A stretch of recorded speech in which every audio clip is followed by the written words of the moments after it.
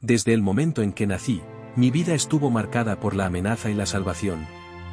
El faraón había ordenado que todo niño varón hebreo fuera arrojado al Nilo para evitar que nuestro pueblo creciera en número y fuerza. Mi madre, una mujer valiente de la tribu de Leví, me permaneció oculta durante 3 meses. Sin embargo, llegó el momento en que no pudo esconderme más, así que preparó una cesta de papiro, la cubrió con brea para que flotara y me dejó entre los juncos del río. Mi hermana, Miriam, se escondió cerca para ver qué me sucedió. Fue entonces cuando la hija del faraón vino a bañarse al río y descubrió la cesta con mi cuerpo tembloroso y mis llantos de recién nacido. En un acto de compasión, decidió adoptarme como su hijo, dándome el nombre de Moisés, que significa sacado de las aguas. Pero eso no fue todo. Miriam se acercó valientemente y sugirió que una nodriza hebrea me alimentara. La princesa aceptó, sin saber que estaba devolviéndome temporalmente a los brazos de mi madre. Crecí entre 2 mundos, la grandeza de la corte egipcia y el amor por mis raíces hebreas. Aunque vivía rodeado de lujo y aprendí sobre ciencia, política y guerra, una parte de mí siempre sintió que no pertenecía a todo ese mundo. A pesar de la comodidad que Egipto me ofrecía, el llamado de mis orígenes nunca se apagó en mi corazón. Era evidente que mi vida había sido salvada con un propósito mayor, aunque todavía no sabía cuál sería ese camino. El conflicto en mi interior creció con el paso de los años. Aunque era tratado como un príncipe en Egipto, la miseria de mi pueblo no pasaba desapercibida para mí. Un día, mientras recorría las calles, vi a un capataz egipcio golpeando brutalmente a un esclavo hebreo. Una llama de justicia ardió en mi corazón, y sin pensarlo, maté al capataz y escondí su cuerpo en la arena. Pero pronto descubrí que mi acción no había pasado desapercibida.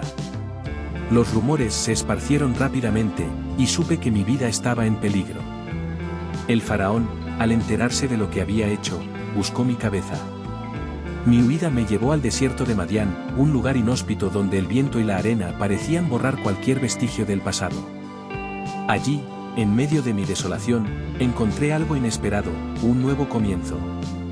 Un día, mientras descansaba junto a un pozo, vi a unas mujeres pastoras que eran acosadas por unos hombres. Me levanté para defenderlas, y así conocí a Séfora, quien más tarde se convertiría en mi esposa.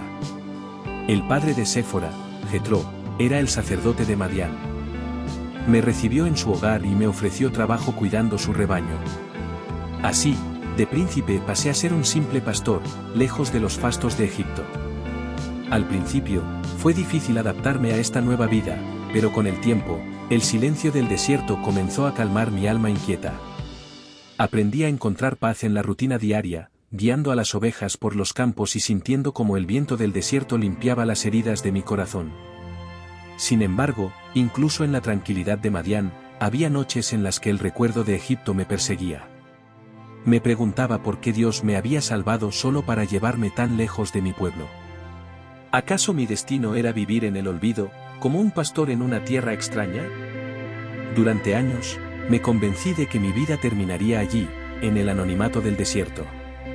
Pero lo que no sabía era que este tiempo de aparente calma era solo una preparación. El Dios de mis antepasados no había terminado conmigo aún. El mismo Dios que había guiado mis pasos desde el Nilo pronto irrumpiría en mi vida de una manera que cambiaría el curso de la historia. La rutina en el desierto de Madián me había enseñado a apreciar la simplicidad, el viento que cruzaba las dunas, el murmullo de los rebaños, la luz del sol al amanecer sobre las colinas. Pensaba que mi vida no sería más que esto, pastorear las ovejas de Jetro, criar a mis hijos y envejecer en paz. Pero un día, todo cambió. Mientras guiaba el rebaño hacia el monte Joure, también conocido como el monte de Dios, vi algo que me desconcertó. En medio de un matorral seco, había una zarza envuelta en llamas. Sin embargo, lo más extraño era que el fuego no consumía la planta. Me acerqué para observar de cerca, intrigado por aquel fenómeno. Entonces, escuché una voz que resonó en mi corazón como un trueno silencioso: Moisés, Moisés. Me detuve en seco. ¿Cómo era posible que alguien me llamara por mi nombre en ese lugar tan desolado? Me quité las sandalias, porque comprendí que estaba en tierra sagrada, y dije: aquí estoy. La voz me habló de nuevo: y comprendí que no era una voz cualquiera. Era la voz del Dios de mis antepasados, el Dios de Abraham, de Isaac y de Jacob. Dios me reveló que había visto la opresión de su pueblo en Egipto y que había escuchado sus clamores. Me dijo que era tiempo de liberar a los hijos de Israel de la esclavitud, y que yo era el elegido para llevar a cabo esa misión. Fue en ese momento cuando todo en mi vida cobró sentido. Mi rescate del Nilo, mi educación en la corte del faraón, mi huida al desierto, todo había sido parte de un plan más grande del que yo no era consciente. Pero mi corazón se llenó de temor. ¿Yo? ¿Regresar a Egipto? ¿Pararme ante el faraón y exigir la libertad de un pueblo esclavizado? Sentí que no era el hombre adecuado para esa tarea. Busqué excusas. ¿Quién soy yo para ir al faraón y sacar de Egipto a los israelitas? Y Dios respondió con firmeza, yo estaré contigo. Entonces planteé otra objeción, ¿qué les diré cuando me pregunten quién me envía? Fue entonces cuando Dios pronunció su nombre eterno, yo soy el que soy. Era una afirmación poderosa, un nombre que expresaba la eternidad y el poder absoluto del Creador. A pesar de todo, seguía sintiendo miedo. No soy un hombre elocuente, le dije. Tengo la lengua torpe. Pero Dios no aceptó mis excusas. Me prometió que Aarón, mi hermano, sería mi portavoz y que me dotaría de poder para realizar señales y prodigios ante el faraón. Incluso me mostró algunas de esas señales allí mismo, en el monte. Mi bastón se convirtió en serpiente y luego volvió a ser un bastón. Mi mano, al meterla en el pecho, salió leprosa, pero al volver a meterla, quedó sana. Sin más alternativas, acepté la misión. Sabía que sería un camino difícil, pero también comprendí que no estaba solo. Dios había hablado, y cuando Dios habla, los hombres deben obedecer. Regresé a casa, conté a Séfora lo ocurrido y me preparé para el viaje de regreso a Egipto. Mi corazón estaba lleno de temor y esperanza a la vez. Iba a enfrentarme al faraón, el hombre más poderoso del mundo, pero lo haría con la autoridad del Dios eterno. Era hora de regresar al lugar del que había huido tantos años atrás. El destino me llamaba, y esta vez no podía escapar. La misión había comenzado, y la liberación de mi pueblo estaba en manos de Dios y en las mías. Regresar a Egipto fue como enfrentar las sombras de un pasado que creía haber dejado atrás. Sentía el peso del miedo sobre mis hombros, pero también la determinación de cumplir con lo que Dios me había encomendado. Con Aarón a mi lado, nos presentamos ante el faraón. Al principio, nuestras palabras fueron simples, así dice el Señor, Dios de Israel, deja ir a mi pueblo, para que me sirva en el desierto. Pero el faraón se rió. Nos miró como si fuéramos dos locos y respondió con desprecio, ¿quién es ese Señor para que yo obedezca su voz? No conozco al Señor, ni tampoco dejaré ir a Israel. No nos sorprendió su respuesta. Sabíamos que Dios había endurecido su corazón para demostrar su poder a través de lo que vendría. Sin embargo, esa negativa inicial fue solo el comienzo de una lucha titánica entre el poder del faraón y la voluntad de Dios. Cada vez que el faraón se negaba a liberar a mi pueblo, Dios enviaba una plaga sobre Egipto. La primera señal fue sencilla pero impactante. Mientras Aarón alzaba mi bastón sobre el río Nilo, las aguas se transformaron en sangre. Todos los peces murieron, y un hedor insoportable cubrió la tierra. Pero el faraón se mantuvo firme. No fue hasta que la segunda plaga trajo miles de ranas que el desconcierto comenzó a asomarse en su rostro. Las ranas invadieron cada rincón de Egipto, casas, camas, hornos y tazones. Sin embargo, aunque el faraón prometió dejarnos ir si las ranas desaparecían, una vez que Dios retiró la plaga, volvió a endurecer su corazón. Dios respondió enviando más plagas, una tras otra, como un tambor que marcaba el ritmo de su justicia. Vinieron los piojos, que cubrieron a hombres y animales, luego enjambres de moscas que infestaron el aire y las casas de los egipcios. Después, una peste fulminante acabó con el ganado, y llagas dolorosas se abrieron en la piel de los egipcios. Pero cada vez que una plaga cesaba, el faraón volvía a endurecer su corazón, negándose a reconocer la autoridad del Dios de Israel. No importaba cuánto suplicara su pueblo, el faraón se aferraba a su orgullo. Entonces, Dios intensificó su juicio. cayó un granizo devastador que destruyó los cultivos y mató a quienes no se resguardaron. Poco después, llegaron las langostas, devorando todo lo que quedaba en los campos. Por último, Dios envió una densa oscuridad sobre toda la tierra de Egipto. Por 3 días, nadie pudo ver nada, como si una sombra de muerte cubriera el corazón del faraón. A pesar de todo, su obstinación no cedía. Entonces, Dios me habló una última vez, revelando la plaga definitiva, la muerte de los primogénitos. Esa noche, el ángel del Señor pasaría por toda la tierra de Egipto, y el primer hijo de cada familia, desde el palacio del faraón hasta la casa más humilde, moriría. Pero el pueblo de Israel recibiría una instrucción especial. Cada familia debía sacrificar un cordero y pintar los marcos de sus puertas con su sangre. El ángel de la muerte pasaría de largo al ver esa señal, salvando a los primogénitos hebreos. Esa noche fue la más larga de mi vida. Escuché los gritos y lamentos que se extendían por toda la tierra de Egipto, mientras el juicio de Dios caía sobre ellos. Incluso el hijo del faraón, el heredero al trono, fue tomado por la muerte. Al amanecer, el faraón finalmente cedió. Nos llamó apresuradamente y nos ordenó irnos. No solo eso, los egipcios nos rogaron que nos fuéramos, dándonos oro, plata y provisiones con tal de que dejáramos su tierra. Por fin, después de siglos de esclavitud, mi pueblo era libre. La noche de la 10ª plaga marcó el comienzo del éxodo. Era un momento de alegría, pero también de incertidumbre. Sabía que no sería fácil guiar a toda una nación a través del desierto. Pero una cosa era segura, el Señor estaba con nosotros, y su promesa de liberación se había cumplido. Nos preparamos para marchar. Con las primeras luces del alba, el éxodo comenzó. Habíamos ganado nuestra libertad, pero sabíamos que el camino hacia la tierra prometida sería largo y desafiante. No podíamos detenernos, porque la verdadera prueba aún estaba por venir. El faraón podía habernos dejado ir, pero su orgullo no tardaría en perseguirnos nuevamente. Salimos de Egipto con gozo, pero no sin dificultades. El faraón cambió de opinión y envió a su ejército para perseguirnos. Nos encontramos atrapados entre el Mar Rojo y el ejército más poderoso del mundo. Clamé a Dios, y Él me dijo que levantara mi bastón sobre las aguas. Entonces, el mar se abrió, y cruzamos por tierra seca. El faraón intentó seguirnos, pero las aguas se cerraron sobre su ejército, destruyendo a nuestros opresores para siempre. En ese momento, comprendimos que nuestra liberación no era solo física, sino espiritual. Ya no éramos esclavos, sino un pueblo libre bajo la guía del Dios Todopoderoso. El pueblo comenzó a murmurar: ¿qué vamos a beber? Nos sacaste de Egipto para que muramos de hambre y sed en el desierto. Los lamentos crecían con cada día que pasaba sin una solución evidente. Y aunque las quejas me dolían, no podía culparlos del todo. Cargar con niños y ancianos por un desierto implacable era una tarea agotadora, y las provisiones que habíamos traído de Egipto pronto se agotaron. Pero Dios, una vez más, mostró su fidelidad.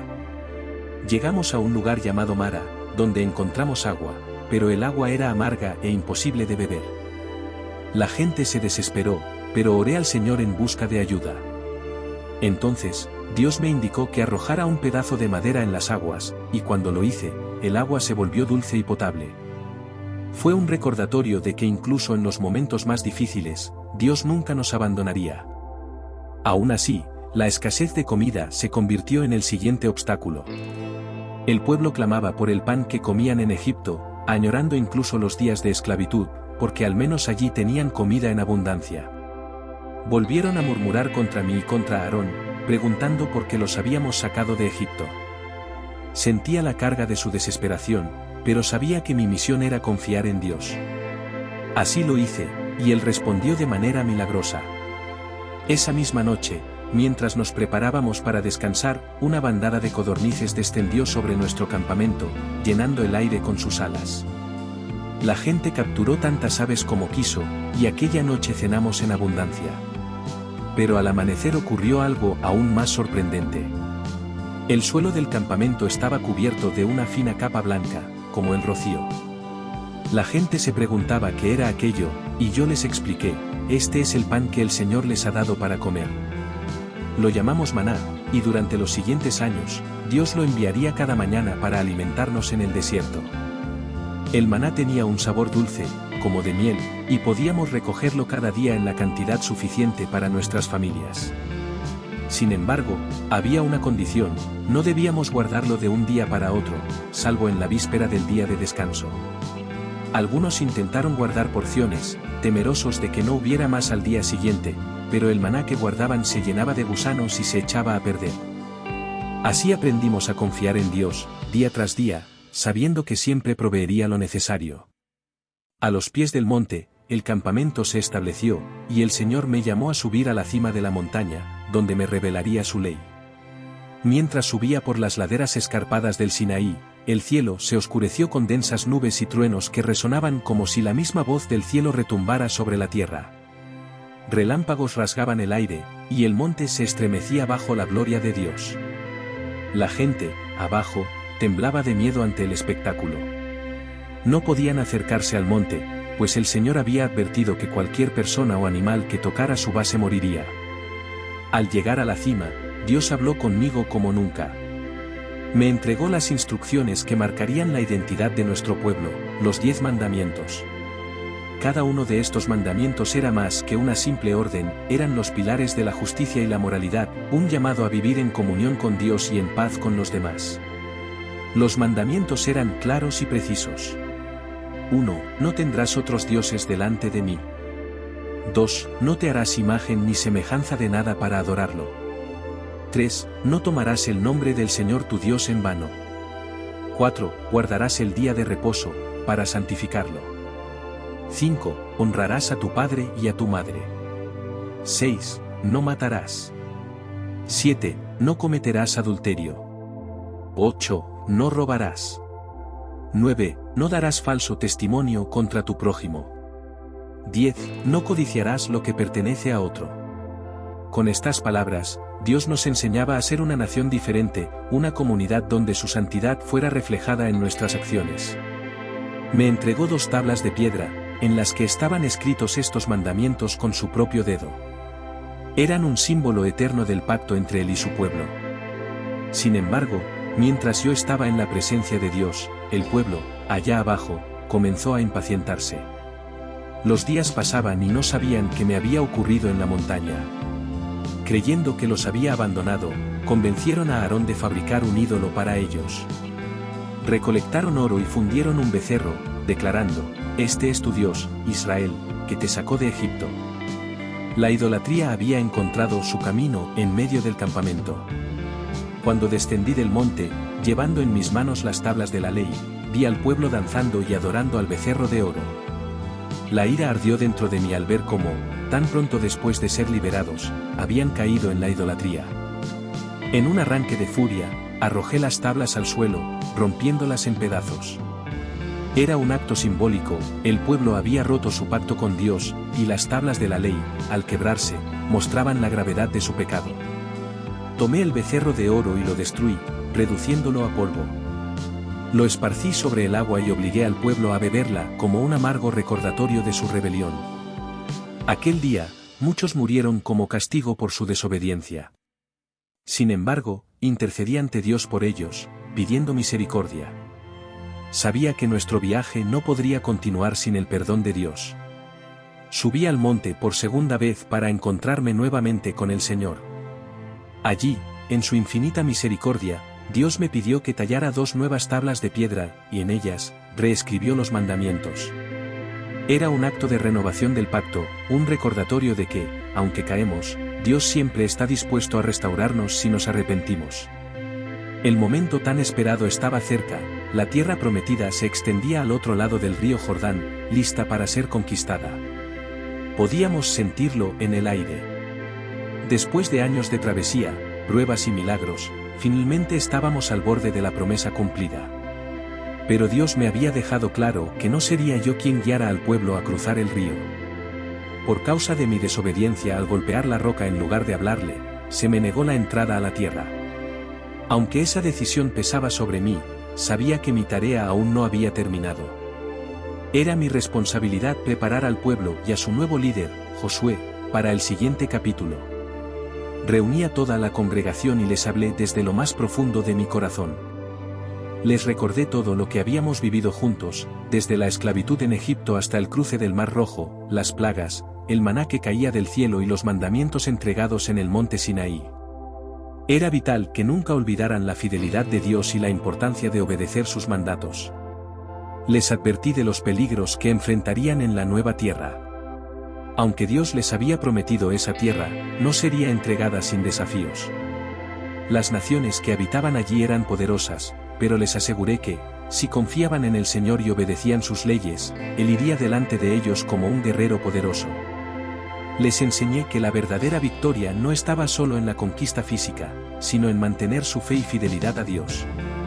Convoqué a Josué delante de todo el pueblo, y en presencia de la congregación, lo nombré oficialmente como mi sucesor. Le puse las manos encima y lo animé con estas palabras: sé fuerte y valiente, porque tú llevarás a este pueblo a la tierra que el Señor juró darles. No tengas miedo ni te desanimes, porque el Señor estará contigo donde quiera que vayas. Sabía que Josué sería un líder sabio y valiente, lleno del Espíritu de Dios, y me sentí en paz al saber que dejaba al pueblo en buenas manos. Dios me había instruido que antes de mi partida debía escribir la ley en un rollo y entregársela a los sacerdotes, para que siempre estuviera delante del pueblo como un recordatorio de su pacto con Dios. Les advertí que cada 7 años debían leer la ley en voz alta para toda la congregación, hombres, mujeres y niños, para que nunca olvidaran su identidad y el propósito de Dios para ellos. El futuro dependería de su obediencia y confianza en el Señor. Finalmente, el Señor me llamó y me dijo que subiera al monte Níbou, desde donde podría ver la tierra que Él había prometido a los descendientes de Abraham, Isaac y Jacob.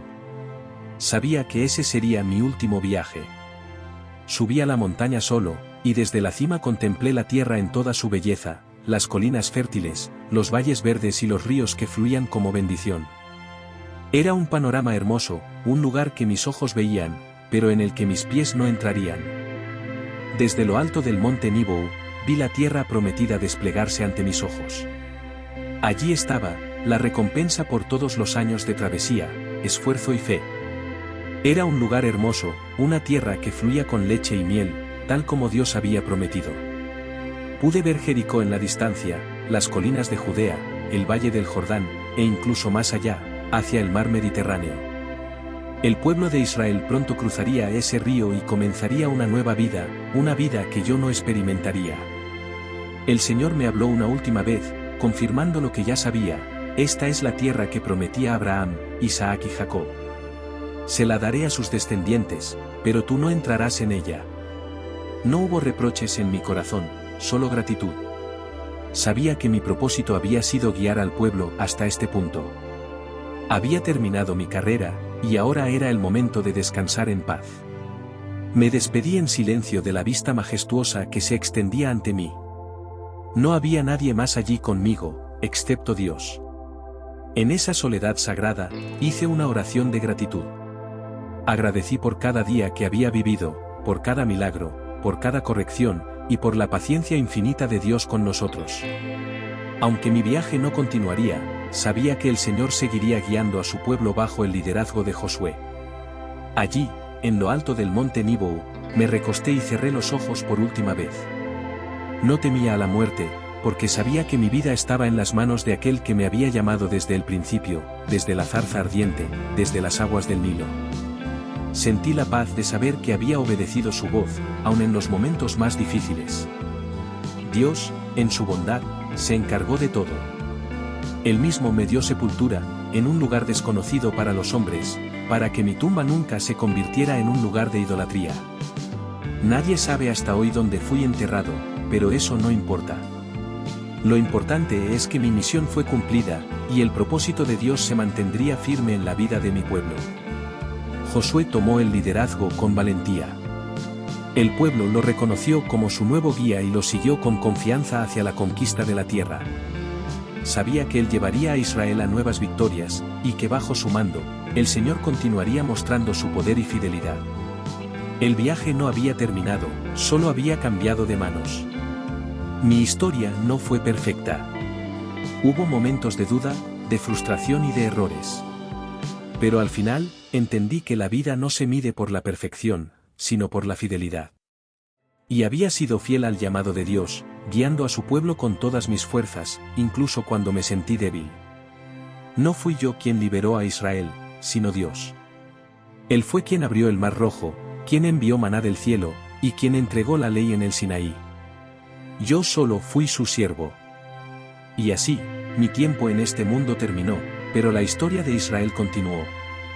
El pueblo que había sido sacado de la esclavitud ahora estaba listo para conquistar la libertad completa en la tierra que Dios les había prometido. Mi vida había sido una parte de algo mucho más grande, una historia que aún seguiría desarrollándose, generación tras generación. Y eso me bastaba. Desde aquel día, el nombre de Moisés quedaría grabado en la memoria de mi pueblo, no como un hombre perfecto, sino como un hombre que escuchó la voz de Dios y obedeció. Un hombre que, a pesar de sus temores y limitaciones, se atrevió a caminar en fe. Y así termina mi historia, no con tristeza, sino con esperanza. Porque sé que el mismo Dios que comenzó esta obra la llevará a su final glorioso, tal como lo ha prometido. Mi jornada terminó en el monte Níbou, pero la aventura del pueblo de Dios apenas comenzaba. Si te gustó, dale like y suscríbete para más historias increíbles.